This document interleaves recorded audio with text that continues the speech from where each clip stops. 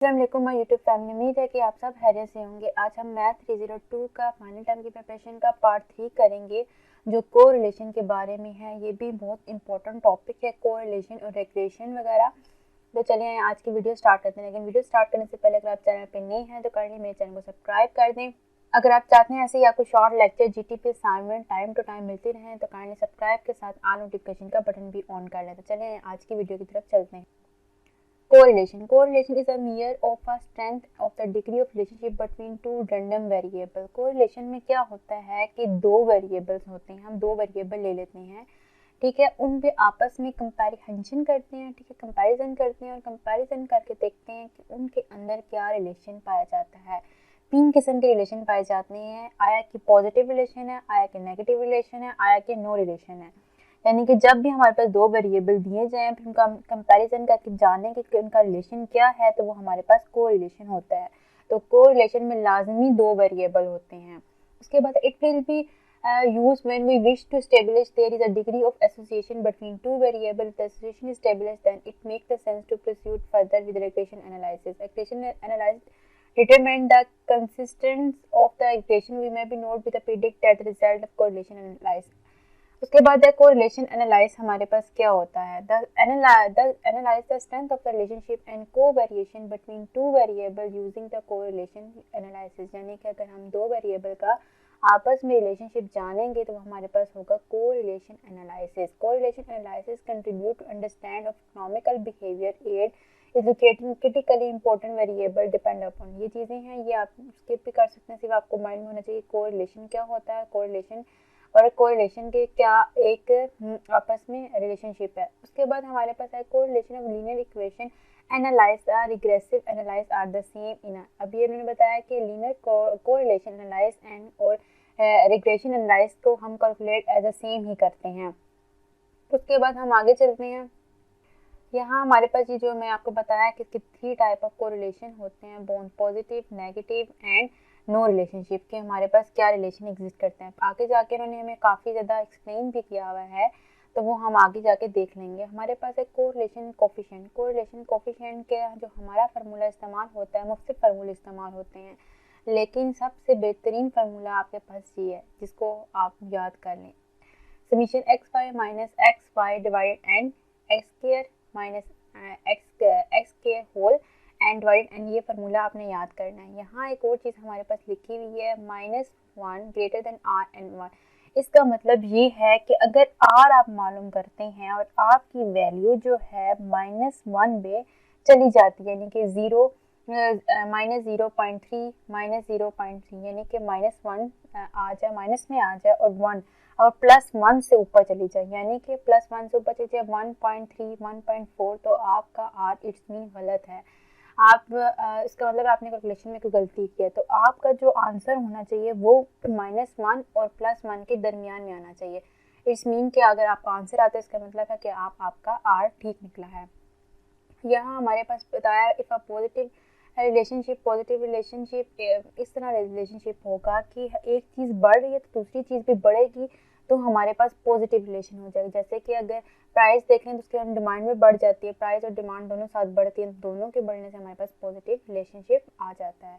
उसके बाद हमारे पास है जी, यानी in case the closer point are the upward going line the stronger is the positive linear equation as the closer are is to 1। अगला है हमारे पास नो रिलेशनशिप। नो रिलेशनशिप यानी कि आपस में कोई रिलेशन नहीं है, यानी कि एक के बढ़ने से दूसरे पर कोई इम्पैक्ट नहीं आ रहा, मतलब दोनों आपस में डिपेंडेंट वेरिएबल हैं, डिपेंडेंट वेरिएबल हैं, किसी को फ़र्क नहीं पड़ता एक दूसरे के वेरिएबल्स क्या आपस में। उसके बाद हमारे पास आता है नेगेटिव। नेगेटिव में हमने देख लेना है कि इसमें कैसा फ़र्क पड़ता है, क्योंकि एक नीचे की तरफ डाउन हो जाता है और एक अपर की तरफ मूव करता है वेरिएबल। अब हमारे पास यहाँ एग्जांपल दी हुई है, जो एग्जांपल है वो हम समझ लेते हैं। Suppose that the principal of college want to know the existing correlation create in mathematics and create in statics for the.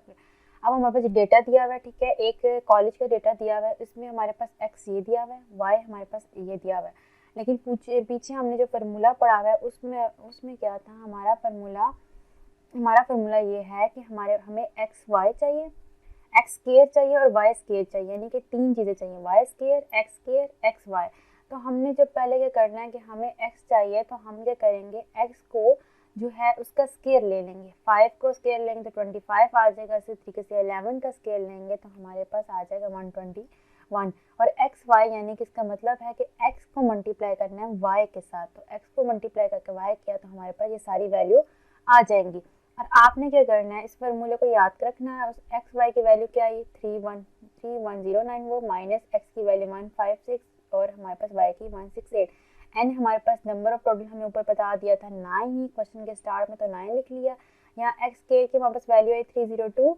इसके बाद हमारे पास यहाँ एक्स के, क्योंकि यहाँ ब्रैकेट एक्स का होल है, ठीक है, तो यहाँ हम एक्स की वैल्यू लिखेंगे, उसके बाद ब्रैकेट क्लोज करके स्केयर डालेंगे, यानी कि जो वैल्यू आएगी उसका स्केयर लेंगे। तो 156 को स्केयर कर दिया। इसी तरीके से इसमें भी y की वैल्यू पुट करते हैं, y का हमारे पास आगे 186, उसका स्केयर बाद में ले लेंगे तो हमारे पास आ जाएगा। आगे सॉल्व करके सारी इक्वेशन आपके पास सॉल्व हो जाएगी, आराम से आप सॉल्व कर सकते हैं।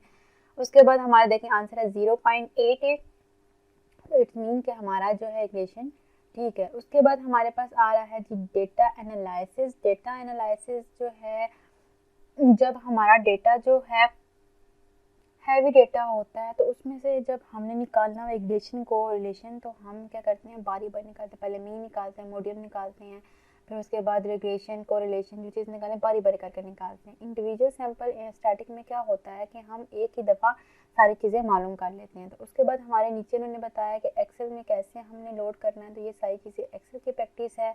और आपने याद रखना है कि आपने मैथ्स के पेपर पे अपना मैथ्स टाइप लाजमी उसकी प्रैक्टिस करनी है, क्योंकि विदाउट मैथ्स टाइप आप लोगों का पेपर अधूरा रह जाएगा, पूरा आप सॉल्व नहीं कर सकते। उसके बाद हमारे पास return the correlation coefficient of array 1 and array 2 cell range, use the correlation coefficient to determine the relationship between two property. यहाँ हमने क्या करना है, डिटरमाइन करना है रिलेशनशिप का बिटवीन टू प्रॉपर्टी के अंदर जो रिलेशन है उसको डिटरमाइन करेंगे तो हमारे पास ये आ जाएगा।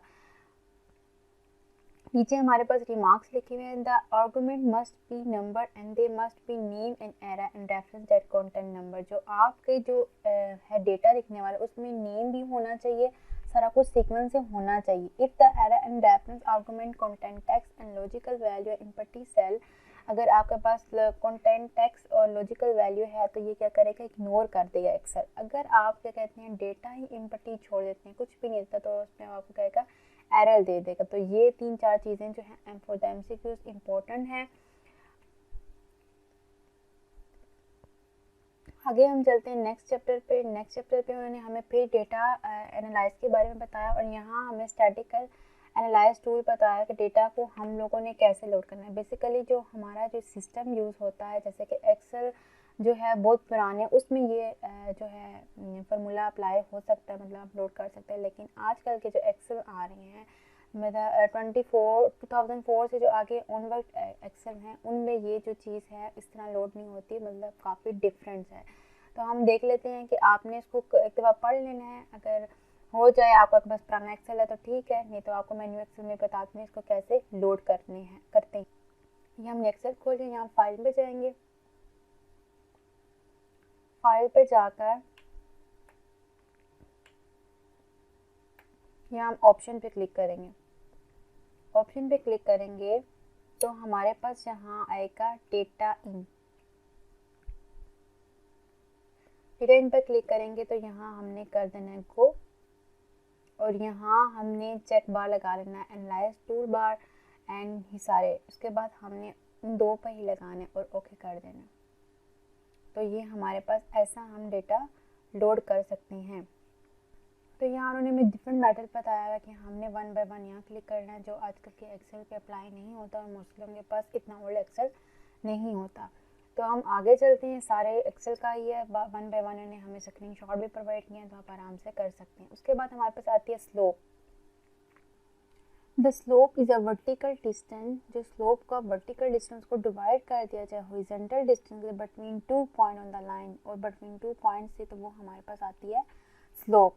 और यहाँ नीचे हमारे पास चीज़ें लिखी हुई हैं, ये स्लोप की चीज़ें हैं, ठीक है, ये मुझे दी हुई हैं, और ये वही चीज़ें हैं जो हमें आगे रिमार्क्स में हमने पढ़ी हुई थी। और ये इक्वेशन वही सेम इक्वेशन वही है जो आपने पीछे, ये इक्वेशन थोड़ी बहुत चेंज है लेकिन सेम इक्वेशन है, इसको आपने देख लेना है और याद कर लेना है।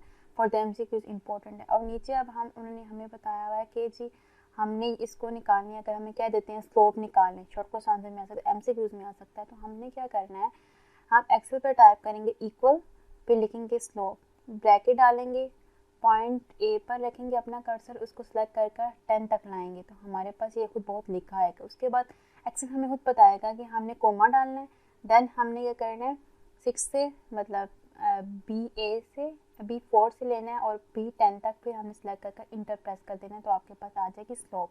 इसको निकालना बहुत आसान है, बाज़ औक़ात पेपर में आ जाता है आपका। उसके बाद हमारे पास आगे है जी calculate the point which a line intersect in X axis, जहाँ वाई और एक्स एक्सिस लाइन आपस में कट करती हैं वो इंटरसेप्ट पॉइंट होता है। तो इसके भी आपके पास आर्गूमेंट रिमार्क्स वही मिलेंगे आपको, फार्मूला भी आपको सेम वही मिलेगा। आगे हम चलते हैं और इसको निकालने का सेम वही तरीका है, सिर्फ आप वहाँ स्लोप लिखते थे या इंटरसेप्ट लिखेंगे और ये फार्मूला है। एक्सेल में आपको ऐसे शो होता है इंटरसेप्ट एक्स वाई, यानी कि इंटरसेप्ट डालेंगे इक्वल डालेंगे इंटरसेप्ट, तो भी फार्मूला अप्लाई करते हैं आप एक्सेल में, सबसे पहले इक्वल डालते हैं ताकि उसको पता चले कि आप फंक्शन भी अप्लाई करने लगे हैं। तो इंटरसेप्ट डालेंगे, उसके बाद आप ब्रैकेट लगाएंगे, तो आपके पास कहेंगे नॉन वाई की वैल्यू क्या है, यहाँ से सिलेक्ट किया, एक रखा और आगे ड्रैग करके 8 तक लेकर आएंगे तो आपको खुद बहुत सिलेक्ट करेगा। उसके बाद एक कोमा डालें, फिर आपने रखा और उसके बाद ड्रैग करेंगे तो आपके पास 5 तक ले आएंगे, इंटर प्रेस करेंगे तो आपके पास 0.4837 आपके पास आ जाएगा। इस तरीके से आप इसको इंटरसेप्ट मालूम कर सकते हैं। फॉर द एमसीक्यूज भी इंपॉर्टेंट है और एमसीक्यूज के लिहाज से भी और शॉर्ट क्वेश्चन आंसर के लिहाज भी इंपॉर्टेंट है। आगे हमारा न्यू टॉपिक शुरू हो रहा है लाइन फिटिंग, वो हम नेक्स्ट वीडियो में करेंगे। थैंक फॉर वॉचिंग, अल्लाह हाफिज़।